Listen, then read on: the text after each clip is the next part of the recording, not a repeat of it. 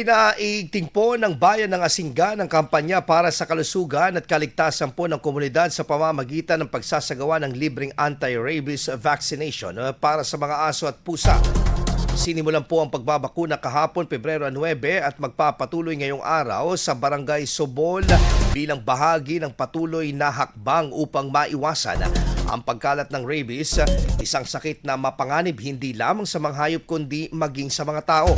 Layunin rin ng programa na mahikayat ang responsableng pag-aalaga ng mga alagang hayop at mapanatili ang isang ligtas at rabies-free na kapaligiran para sa lahat ng residente sa nasabing mga barangay. Hinikayat ng pamahalang bayan ang mga pet owners at fur parents na makiisa sa aktibidad sa pamamagitan ng pagdadala ng kanilang mga alaga, kasabay ng paalala na sundin ng mga alituntunin sa kaligtasan tulad ng paglalagay ng tali sa mga aso at paggamit ng kulungan o carrier para sa mga pusa. Samantala, tiniyak naman ng lokal na pamahalaan na ipagpapatuloy ang libreng anti-rabies vaccination sa iba pang mga barangay sa Asingan sa mga susunod na araw.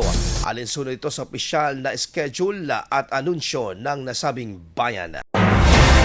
IFM News. IFM News. IFM News.